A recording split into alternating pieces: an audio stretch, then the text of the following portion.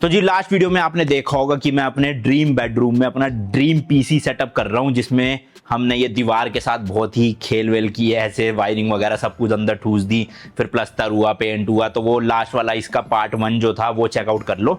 तो इस स्टेज तक हम पहुंच चुके थे जिसमें हमने अपना टेबल का टॉप और पीछे का सारा रेडी कर लिया एंड एक ये वार्डरोब भी रेडी कर लिया, जिसमें हमारा बाकी ऐसे डब्बे डुब्बे फालतू का सामान रहेगा। फालतू तो नहीं, महंगा होगा पर रहे करेगा। तो आज की वीडियो में भाई हम फाइनल अपने सेटअप को रेडी कर लेंगे, क्योंकि सारा सामान हमारा आ चुका है। नया मॉनिटर आ चुका है, नए स्पीकर आ चुके हैं जो स्टूडियो वाले स्पीकर होते हैं, पीसी अपना आ चुका है, सब कुछ यूपीएस वगैरह भी है, सब कुछ अपने पास कंप्लीट। तो फटाफट से भाई एक एक करके सब चीज़ों की अनबॉक्सिंग करके सेटअप शुरू करते हैं, ठीक है जी। अच्छा, कुछ चीज़ें अपने पूरे सेटअप में ना पुरानी है, कुछ चीज़ें नई हैं। तो जो भी चीज़ें पुरानी थी ना उनमें बहुत ज़्यादा धूल जमी पड़ी है भाई, तो एक एक करके सब कुछ साफ करना पड़ रहा है, क्योंकि कंस्ट्रक्शन चल रही थी ना घर में, तो ऐसी तैसी हो रही है। देखो कपड़ा, देखो क्या हालत हो गई है, इतनी गंदगी थी बताओ, इतनी महंगी चीज़ों पर वो भी। अच्छा, कोई भी आप अपना पीसी सेटअप करते हो ना, सबसे इंपॉर्टेंट चीज़ होती है भाई कि कोई भी कंपोनेंट ना हाई वोल्टेज की वजह से, लो वोल्टेज की वजह से सड़ ना जाए।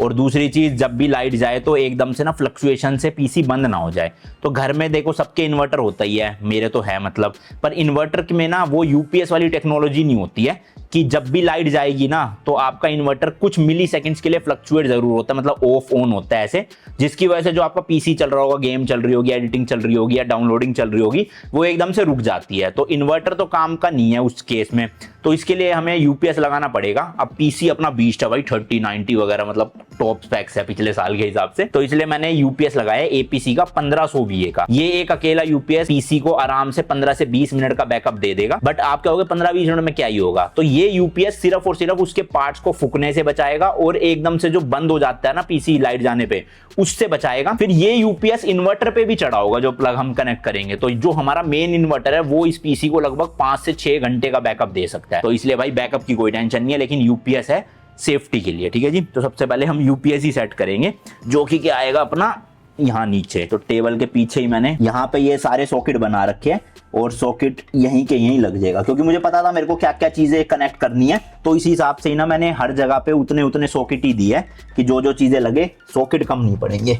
तो ये देखो 2 सॉकेट है, एक सॉकेट में यूपीएस कनेक्ट हो गया, दूसरे में हमारा टेबल की तार लग गई, जिसकी वजह से टेबल अप डाउन मैं कर सकता हूँ। तो ये हो गया जी अपना यूपीएस कनेक्ट। इसको फिलहाल अभी के लिए यहीं रखते हैं, जब इसमें पीसी की केबल कनेक्ट करेंगे तब इसको पीछे कर देंगे। तो भाई ये मेरा बीस्ट ना गेमिंग पीसी था, जिसमें मैंने Ryzen 9 और 3090 ग्राफिक कार्ड यूज किया था, पिछले साल बनवाया था। और इसकी हालत देखो भाई, क्योंकि घर में कंस्ट्रक्शन चल रही थी तो इसलिए भाई ये अलमारी में रखा हुआ था और अलमारी तक में इतनी मिट्टी घुस गई बताओ। तो अभी इसको अच्छे से पहले डीप क्लीन करना पड़ेगा, गोपी बहू की तरह पानी से नहीं, नॉर्मल हवा से और ऐसे कपड़े से, फिर इसको सेटअप करेंगे। और थोड़ा भाई बैकग्राउंड नॉइज को इग्नोर करना, क्योंकि घर में कंस्ट्रक्शन का काम चल रहा है ना, तो आती रहती है थोड़ी बहुत इतनी। तो यहाँ बालकनी में इस पे अच्छे से ब्लोअर मारते हैं, जो कि क्या भाई ये इसकी तार थोड़ी छोटी है तो सॉकेट के पास ही जाना पड़ेगा अब हमें।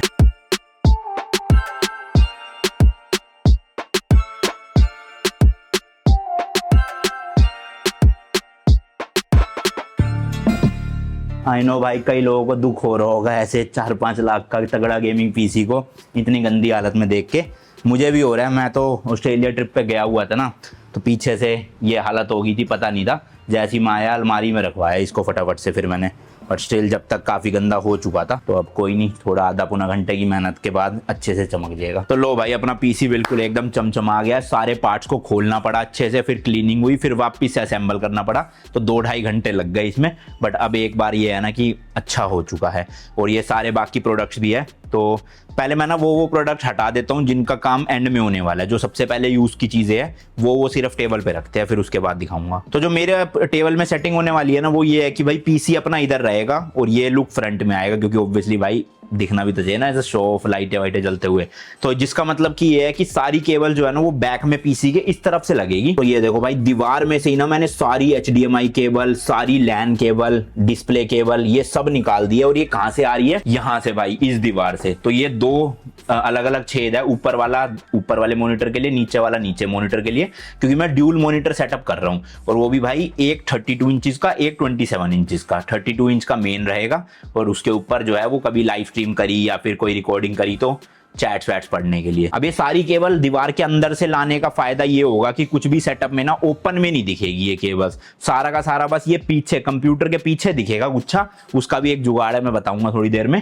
बट जो मॉनिटर होते हैं, मॉनिटर के नीचे तार लटक रही होती है, साइडों में लटक रही होती है, वो सब नहीं दिखेगी कहीं पे भी, है ना मस्त। और ये जो आप सॉकेट देख रहे हो ना, 2 सॉकेट यहाँ 2 नीचे, तो ये सॉकेट दे दिए मैंने मॉनिटर के जस्ट पीछे, तो यानी कि मॉनिटर की जो पावर केबल होगी ना वो इसी में लग जाएगी, जिसकी वजह से मॉनिटर वाली जो पावर केबल होती है वो भी नहीं दिखा करेगी, अंदर ही अंदर सब पीछे ही छुप जाएगा। तो ये भाई पिछले 6-7 साल से जो जितने भी मैं अपने सेटअप बना रहा हूँ ना, या फिर गेमिंग टेबल बना रहा हूँ, उनके एक्सपीरियंस से मुझे पता चला था कि ये चीज ऐसे चाहिए, वो चीज ऐसे चाहिए। अब एक चीज काफी लोग कह रहे होंगे, ये जो आपने HDMI केबल वगैरह है सारी दीवार के अंदर से निकाली, अब ये कल को खराब हो गई तो फिर चेंज कैसे होगी।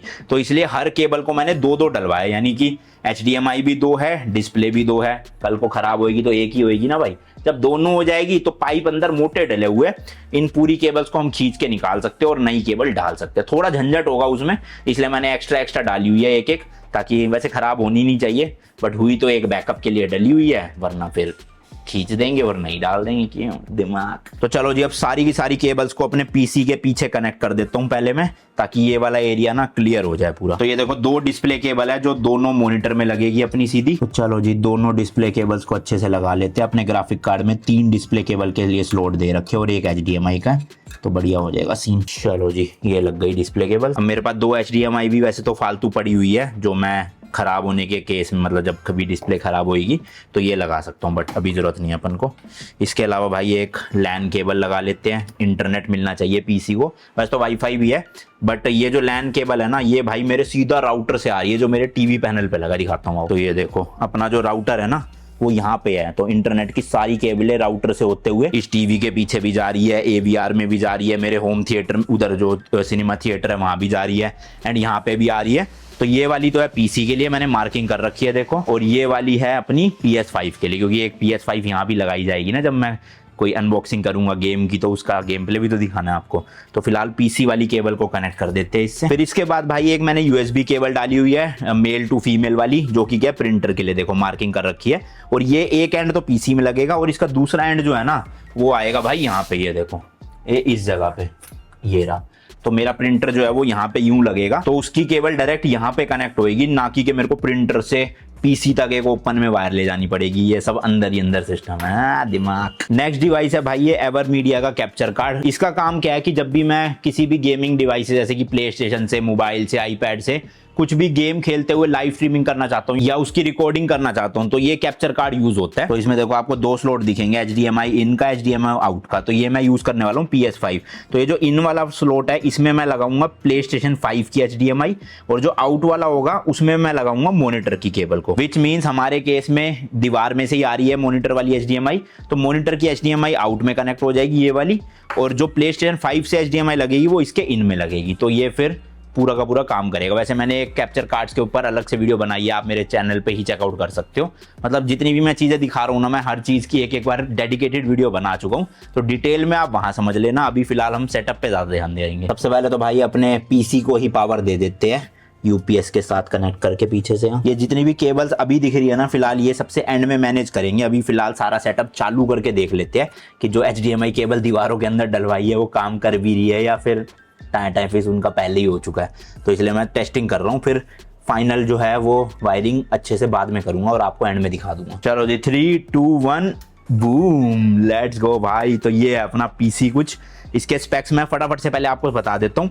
Ryzen 9 लगा हुआ है इसमें और 3090 लगा हुआ है MSI का सुप्रीम। इसके अलावा 32 GB की रैम है, 16 GB की 2 स्टिक, एक डीप कूल का जो है वो लिक्विड कूलर डला हुआ है और बाकी फैन वैन है, लियानली का बॉक्स है। इसकी भी एक डेडिकेटेड वीडियो बनाई हुई है, चेकआउट कर लेना, ऊपर लिंक डाल दूंगा मैं या फिर चैनल पे देख लेना। तो ये जो मेरा पीसी था अराउंड भाई 3.5 या 4 लाख रुपए का था, जहां तक मेरे को याद आ रहा है। अभी एग्जैक्ट नहीं पता, उस वीडियो में बताया हुआ है, बट ये 1 साल पुराना पीसी है मेरा, तो इसी को ही मैं रख रहा हूँ वापिस से। 4090 में मुझे नहीं लगता अभी वर्थ इट है अपग्रेड करना, क्योंकि 4K लेवल की ना अच्छी खासी गेमिंग 3090 भी करवा देता है, तो फिर 4090 क्यों लेना, फालतू में पैसे खर्चने वाली बात है ना। तो चलो भाई अपनी जितनी भी केबल चली हुई थी वो सारी की सारी चल रही है, मैंने एक एक करके लगा के देख लिया, तो डिस्प्ले आ गई है यहाँ पे। तो चलो एक टेंशन तो खत्म हुई कि वायरिंग अंदर से खराब नहीं है, सही है। और ये सब कंपनी की वायर्स है भाई, इतनी जल्दी खराब होती नहीं है ये, और होगी भी तो मैंने आपको बताया कि दोनों ऑप्शन है, बैकअप वायर भी है और पूरी भी डल सकती है नहीं। तो ये जो मेरा मॉनिटर है ये है ओरस का 27 इंचेस का कर्व्ड मॉनिटर 1080p वाला। तो ये मैं लगाऊंगा ऊपर की तरफ monitor.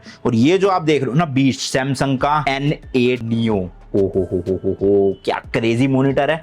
32 inches curved monitor, 240 hertz वाला भाई, 4K 1080 240 नहीं 4K 280 भाई, 240 सॉरी। हाँ तो ये अराउंड भाई 80 या 85,000 रुपीज का तो मॉनिटर है, सोचो क्रेजी। और ये तो पता नहीं 20-25 हजार रुपए का था। तो इसका तो कुछ ज्यादा यूज होगा नहीं, मेन तो गेमिंग इसमें होएगी। तो इसकी अनबॉक्सिंग कर लेते हैं जल्दी जल्दी। चलो जी अपना बीस्ट गेमिंग मॉनिटर को अनबॉक्स करते हैं फटाफट से।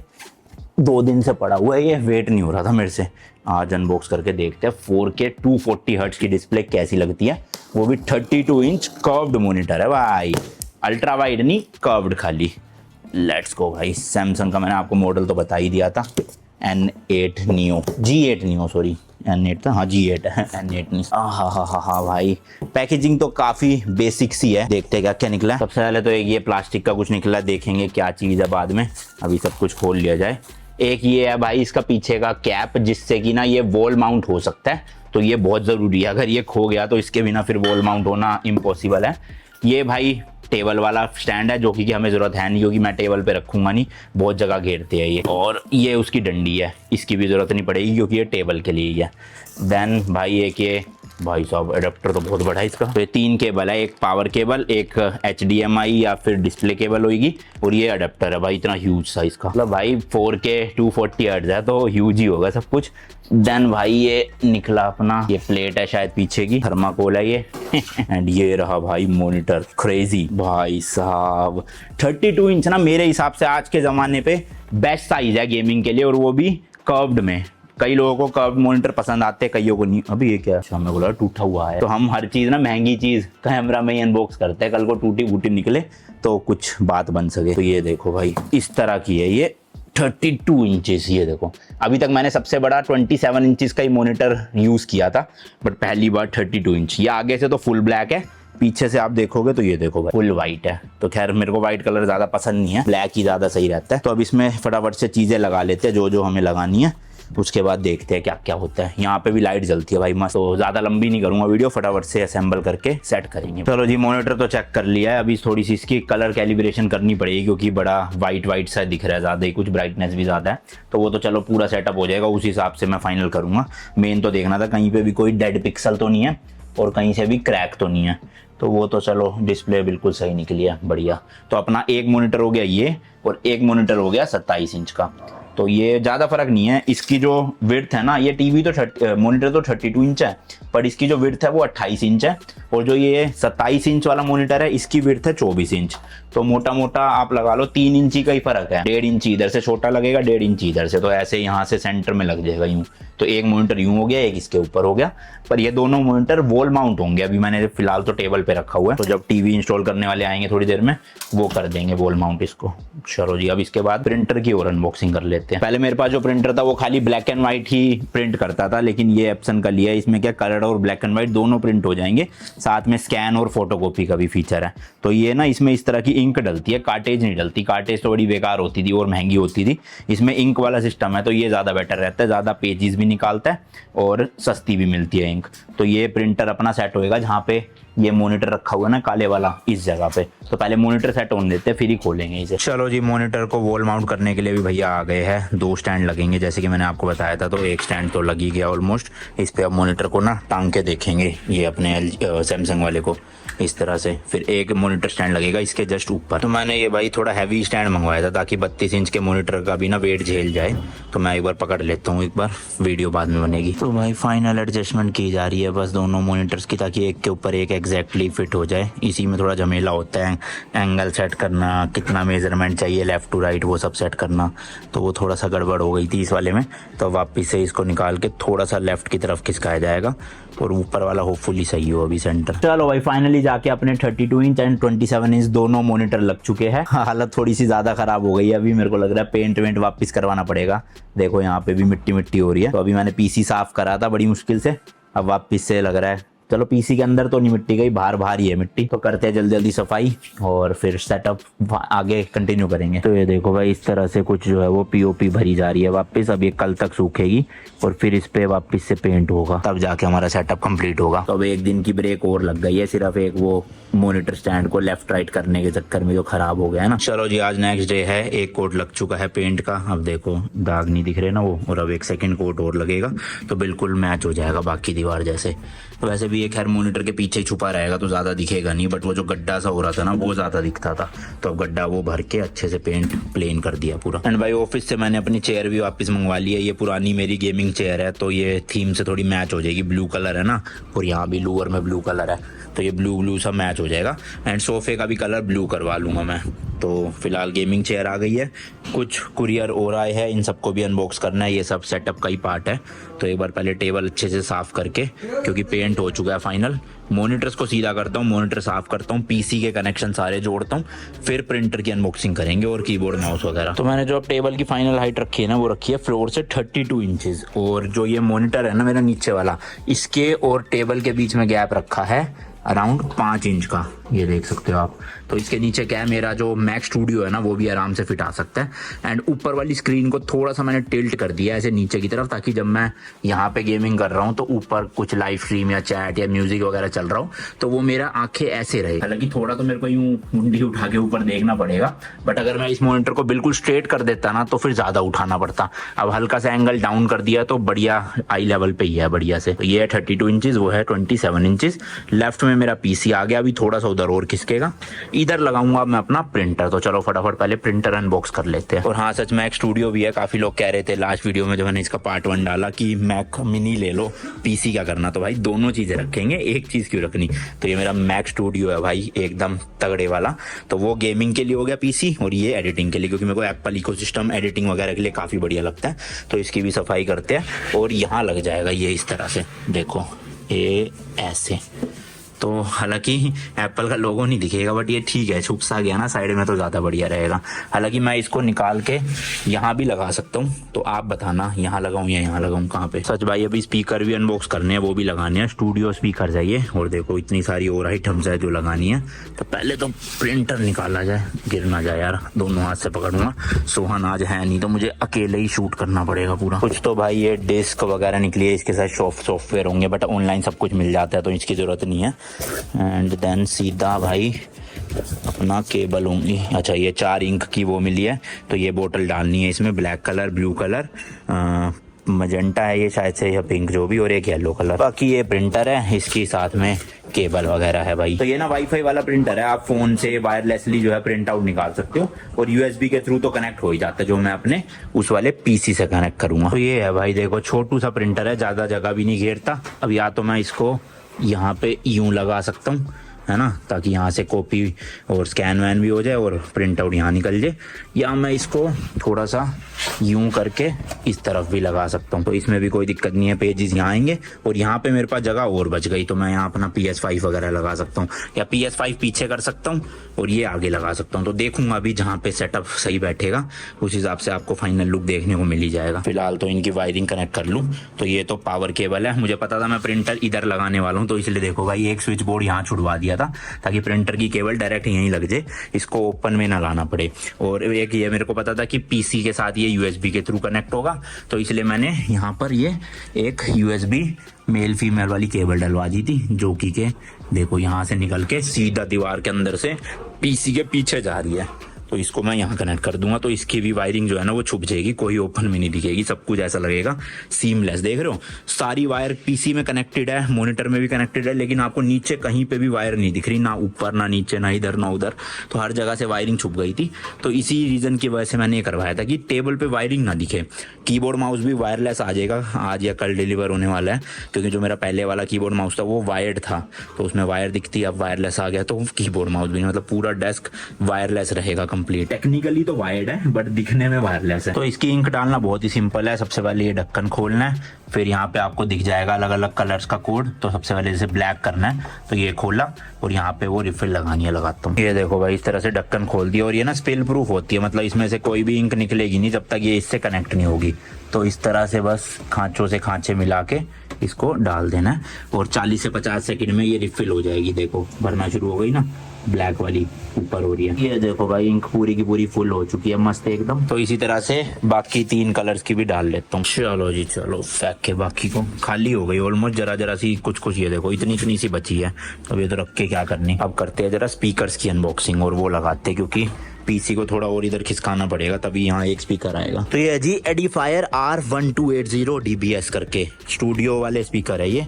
मतलब इनका आउटपुट बहुत तगड़ा होता है, वो नॉर्मल 1000-1200 वाले नहीं है, थोड़े से महंगे आते हैं, बट वन टाइम इन्वेस्टमेंट। अगर आप एडिटिंग वगैरह करते हो या म्यूजिक वगैरह सुनते हो, मूवी देखते हो, तो उसके लिए काफ़ी बढ़िया स्पीकर सिस्टम है ये। 2 स्पीकर आते हैं और साथ में रिमोट भी आता है इसका भाई। तो ये कनेक्ट करके वहाँ जोड़ लेते हैं पीसी के साथ अपने। तो यार ये जो पीसी के पीछे का केबल का गुच्छा है ना, उसके लिए मैंने मंगवाई है ये स्लीव्स।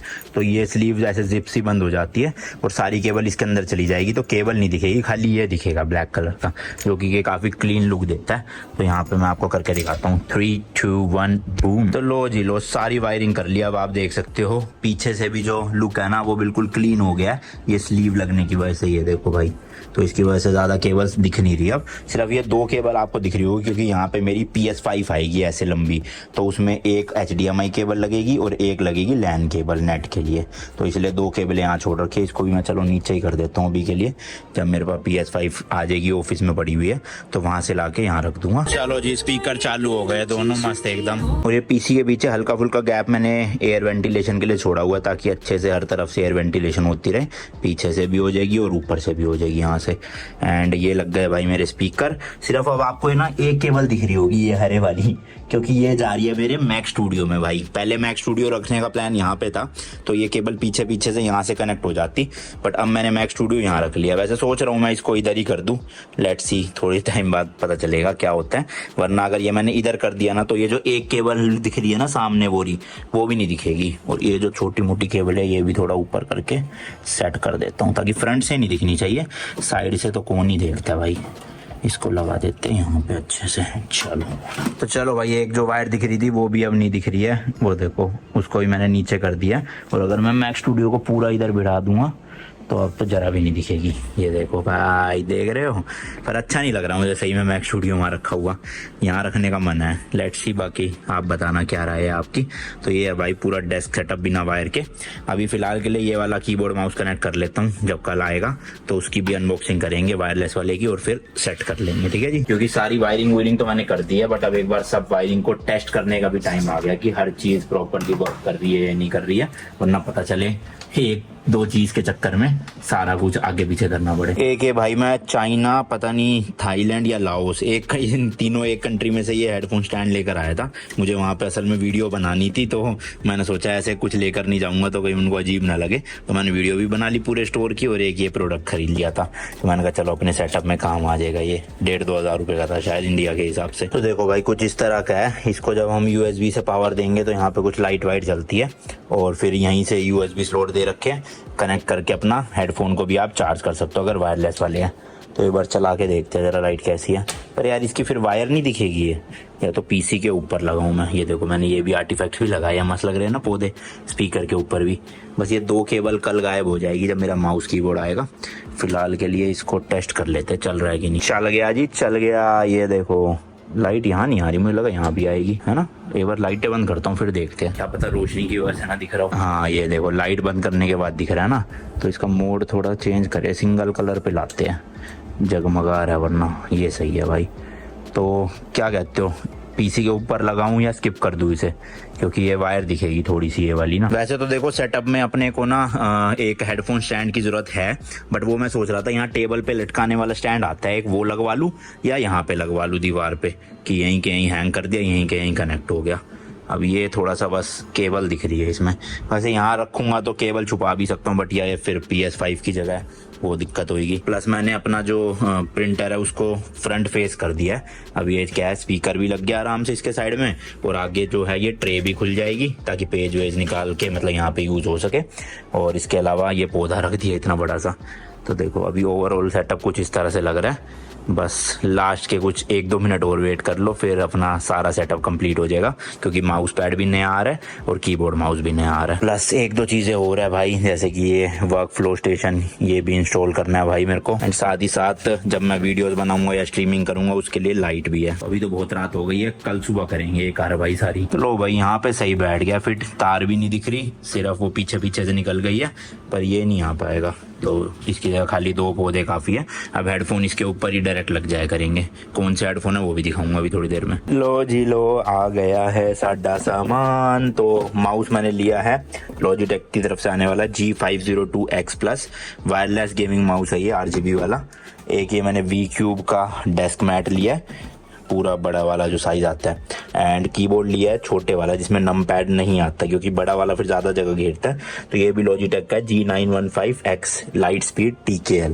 तो चलो फटाफट अनबॉक्स करते हैं। अच्छा एक चीज़ और क्लियर कर दूं भाई, ये पूरे सेटअप में एक एक चीज़ जो लगी है ना वो मैंने अपने पैसों से खरीदी है। कोई भी ब्रांड ने किसी भी तरह का स्पॉन्सर नहीं किया, ना ही फ्री में प्रोडक्ट भेजे, ना ही पैसे दिए मुझे। तो जो मैंने खरीदा अपने लिए खरीदा है, अपने पैसों से खरीदा, ठीक है जी। बहुत पैसा लगा इस पूरे सेटअप में, तो अपनी जेब से है वो सारा पैसा, ब्रांड ने नहीं स्पॉन्सर किया। सबसे पहले तो डेस्क मैट खोलते हैं ये। तो देखो भाई इस तरह का है ये, बिल्कुल फुल साइज वाला मस्त। अब इस पे आराम से कीबोर्ड भी आ जाएगा और साथ में माउस भी। अभी थोड़ा सा उठ रहा है ये, क्योंकि रोल बना हुआ था ना, इस पे कुछ भारी चीजें रख दूंगा तो ये सीधा हो जाएगा बढ़िया से। चलो ये डब्बा ही रख देता हूँ थोड़ी देर इधर ऐसे, या ये रख देता हूँ प्रिंटर पेपर, इससे सही सेट हो जाएगा। इतने हम माउस की अनबॉक्सिंग करते हैं, चलो जल्दी से। अगेन भाई आज अकेला हूँ मैं, तो एक ही हाथ से शूट करना पड़ेगा और एक हाथ से अनबॉक्स करना पड़ेगा, इसलिए मैनेज कर लेना जरा। भाई साहब क्या क्रेजी है देखना, इसे कहते हैं ब्यूटी। ओए होए होए, और बहुत लाइट वेट है भाई। हालांकि अभी इसमें बैटरी नहीं डली होंगी, बैटरी डलने के बाद थोड़ा सा भारी हो जाएगा, बट क्रेजी भाई क्रेजी। काफ़ी सारे बटन्स है इसमें, आप देख सकते हो। और साथ में इसके एक ये डोंगल मिलता है, इस डोंगल से आप इसको वायरलेसली कनेक्ट कर सकते हो। बट फ़ायदा ये है कि अगर आप सेम ये वाला माउस और कीबोर्ड लेते हो ना, तो ये दोनों ना एक ही डोंगल से कंट्रोल हो जाएंगे। मतलब शायद इसमें जो डोंगल निकलेगा उससे, या इसी वाले डोंगल से। तो ये मैं अपने पीसी में लगाऊंगा ना जब, तो एक ही डोंगल से माउस कीबोर्ड दोनों चलेंगे मजे से। इसके अलावा भाई एक ये बटन दे रखा है, ये कहाँ लगेगा अभी दिखाता हूँ मैं। तो उससे पहले नीचे देख लेते हैं भाई, और भी कुछ है। कुछ केबल वेबल तो देनी चाहिए थी भाई इनको वैसे। हाँ है ये है।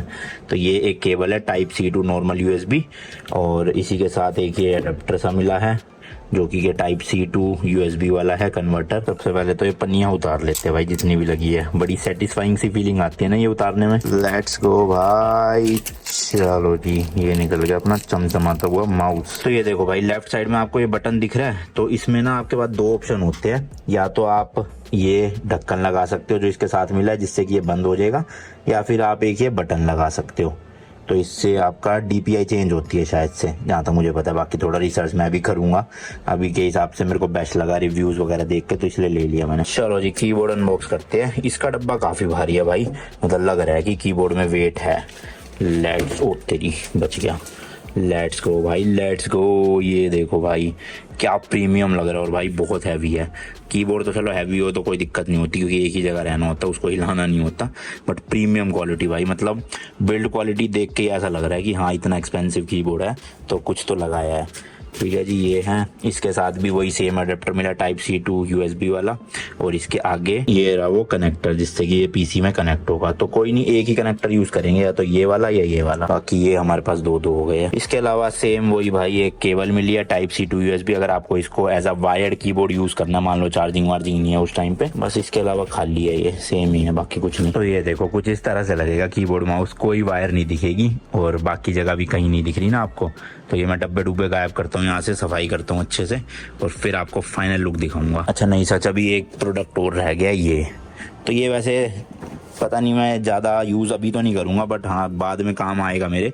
किंगस्टन का है ये, इसमें आपको USB या फिर अपना मेमोरी कार्ड वगैरह लगाने के अलग अलग ऐसे मिलते हैं अडेप्टर से। तो आप एक ही अडेप्टर को, मतलब एक ही वायर को कनेक्ट करोगे अपने पीसी के साथ, और ये 4 डॉक को यूज़ कर सकते हो। फिर वो यहाँ पे आप जितने मर्जी कार्ड लगाओ, जितनी मर्जी हार्ड डिस्क कनेक्ट करो, जितनी मर्जी SSD कनेक्ट करो। तो इसलिए ये वर्क फ्लो स्टेशन होता है कि जिससे कि आपका काम स्मूथ हो जाए। तो अभी इसकी जरूरत नहीं है, इसको थोड़े दिन में सेटअप करेंगे अच्छे से। बाकी ये लाइटें सेटअप करनी है स्ट्रीमिंग वगैरह के लिए, तो मैं सोच रहा हूँ स्ट्रीमिंग सेटअप का एक अलग से ही वीडियो बनाऊं पूरी डिटेल में, कि अगर कोई भी यूट्यूब पे इस टाइम पे गेमिंग ऑनलाइन करना चाहते हैं, मतलब यूट्यूब पे स्ट्रीमिंग करना चाहते हैं, तो क्या क्या चीज़ें की ज़रूरत पड़ती है एक अच्छी लेवल की प्रोफेशनल स्ट्रीमिंग करने के लिए। तो उसका एक बिल्कुल डिटेल अलग से ही वीडियो आएगा जिसमें हम पूरा लाइट सेटअप, कैमरा कैसे कनेक्ट करते हैं पीसी के साथ, अगर वेब कैम है तो वेब कैम कैसे यूज़ करते हैं, अगर DSLR है या फिर मिररलेस या फुल फ्रेम कैमरा तो वो कैसे यूज़ करते हैं, कैप्चर कार्ड का कैसे यूज़ होता है, प्ले स्टेशन से कैसे स्ट्रीम करेंगे, PC से कैसे स्ट्रीम करेंगे। तो उसका एक अलग एपिसोड आएगा, थोड़े दिन लगेंगे उसमें, बट डिटेल में लेकर आऊँगा, ठीक है जी। बाकी ऑलमोस्ट सेटअप कंप्लीट है, तो जल्दी जल्दी मैं ये जो एक्स्ट्रा चीज़ें हैं ना फालतू की वो हटाता हूँ यहाँ से और इसको कनेक्ट करके फिर ऑन करते हैं PC अपना, ताकि आपको फाइनल लुक दिखा सकूँ। फिर कीबोर्ड तो बड़ी जल्दी कनेक्ट हो गया जैसे ही इसका मैंने अडेप्टर लगाया ना, वो देखो सामने, बट ये माउस नहीं चल रहा उस अडेप्टर से, तो कुछ तो जुगाड़ होगा। बाकी फिलहाल अभी के लिए तो मैं माउस का भी सोच रहा हूँ लगा ही देता हूँ। और भाई इसमें भी अलग से कोई सेल वेल नहीं डलते, सीधा चार्ज होती है, मतलब इनबिल्ट बैटरी है। और इसके अंदर भी ना इनबिल्ट बैटरी है, ये भी चार्ज हो जाता है सीधा, मतलब आपको सेल वेल रिप्लेस करने की जरूरत नहीं पड़ेगी। बट इसका चार्जिंग का है कहाँ, ये रहा देखो टाइप सी दिख रहा है, तो यहाँ से आप डायरेक्टली चार्ज कर सकते हो। तो फिर तो काफ़ी लाइट वेट है भाई उस हिसाब से, क्योंकि अब बैटरी तो इसके अंदर ही अलग से डालने की ज़रूरत नहीं है। देखो लाइट वाइट भी जल गई है मस्त एकदम। और इसका ये कनेक्ट करता हूँ, ये देखो भाई, इसका भी जैसे अडेप्टर लगाया एकदम से कनेक्ट हो गया, चलने लग गया। अब ये DPI वगैरह मेरे को एक बार सेट करना पड़ेगा, स्लो फास्ट जैसे भी मेरे को रखना है अपने हिसाब से गेमिंग में। और कीबोर्ड बड़ा मस्त है यार, देखो मैकेनिकल है ना तो आवाज़ आएगी, देख रहे हो है ना, छोटू सा प्यारा सा मेटेलिक। मिल गया भाई सोल्यूशन, ये यूनिफाइंग करके कोई सॉफ्टवेयर है लॉजिटेक का ही, इसको डाउनलोड करना पड़ेगा हमें, देन जो है वो एक ही डोंगल से फिर चल जाएंगी दोनों चीजें। चलो फटाफट इंस्टॉल करके देखते हैं। वो तो अब पता चला भाई इनका ना रिसीवर ही एक अलग आता है लॉजिटेक का, यूनिफाइंग रिसीवर करके, उसको खरीदना पड़ेगा, तब एक ही डोंगल से दोनों चीजें चल जाएंगी। ठीक है कोई नहीं, छोड़ो भाई, क्या वो 1000-1200 रुपए का अलग से खरीदूंगा है, तो इसलिए अब अलग अलग ही मैंने यूज कर लिया। अब ये कीबोर्ड में ना 2 ऑप्शन है, एक तो मैं डोंगल से कनेक्ट कर सकता हूँ, दूसरा इसमें ब्लूटूथ वाला भी ऑप्शन है। तो मैं अगर ब्लूटूथ वाला दबाऊंगा ना तो वो मेरा मैक स्टूडियो से कनेक्ट हो जाएगा, ये जो पड़ा हुआ है। तो मैक स्टूडियो में और PC में दोनों में एक ही कीबोर्ड काम करेगा, बस मैं यहीं से बटन दबा दबा के शिफ्ट कर सकता हूँ कब मुझे PC यूज करना है, कब मुझे मैक स्टूडियो। पर माउस के केस में ऐसा नहीं हो पाया, क्योंकि इसमें मेरे ख्याल से ब्लूटूथ वाला ऑप्शन है नहीं, तो ये मुझे डोंगल से ही करना पड़ेगा। और मैक के लिए मेरे को अलग से एक माउस रखना पड़ेगा यहाँ स्पेयर, जो मैं यूज कर सकूं। या फिर ये भी हो सकता है कि मैं एक वो यूनिफाइंग वाला डोंगल ले लूं और जो माउस का डोंगल है वो मैं मैक मिनी के साथ कनेक्टेड रखूं हमेशा। पता नहीं उस केस में ये दोनों एक साथ कनेक्ट कर पाएगा कि नहीं PC और मैक स्टूडियो में। किसी को हो आइडिया तो कमेंट्स में बताना, वरना मैं 1200 रुपए खरीद के टेस्ट करना पड़ेगा खुद ही। तो मुझे याद आया चाइना से मैं ये एक वायरलेस माउस खरीद के लाया था, तो ये कनेक्ट कर लेते हैं हम अपने मैक स्टूडियो के साथ अलग से। तो अभी भाई फिलहाल जो है वो स्ट्रीमिंग सेटअप के लिए ना दोनों तरफ लाइट्स का स्टैंड लगाया जा रहा है, एक लाइट लगेगी इस तरफ, एक लाइट लगेगी उस तरफ। तो पहले स्टैंड देखो आप, इस तरह का स्टैंड है ये, तो ये दीवार पे माउंट हो जाएगा और इसमें लाइट जो है वो आगे लग जाएगी अपनी। और लाइट कौन सी है वो थोड़ी देर में दिखाऊंगा, पहले एक बार स्टैंड कसवा लेते हैं दोनों तरफ का, क्योंकि जब यहाँ पे शूट करेंगे ना तो फेस पे लाइट पड़नी चाहिए बढ़िया से। चलो जी कर दो भैया। तो ये देखो भाई, एक तो लाइट इस तरह से लग चुकी है हमारी यहाँ पर, अब सेकंड लाइट लगेगी इस कोने पे ताकि दोनों तरफ से रोशनी आए। और लाइट का डब्बा मैं आपको दिखा दूं कि कौन सी लाइट ली है हमने। ये है भाई क्रियो करके ब्रांड है, स्लैब करके इसकी लाइट है, और इसमें 5 अलग अलग एडजस्टेबल टोन्स है और आप ब्राइटनेस भी कम ज़्यादा कर सकते हो। तो ये दोनों लाइट लगी है, काफ़ी मतलब इतनी तेज़ रोशनी नहीं है इसकी, बट सेटअप के अकॉर्डिंग इनफ रहेगी। और दूसरी चीज़, ये बैटरी पे नहीं चलती है, डायरेक्ट इसको पावर चाहिए होती है, तो ये वायर कनेक्ट होएगी। तो अब ये एक वायर ना यहाँ से ओपन से दिखेगी थोड़ी थोड़ी, बट कोई गल नहीं है, चलो हो जाएगा काम।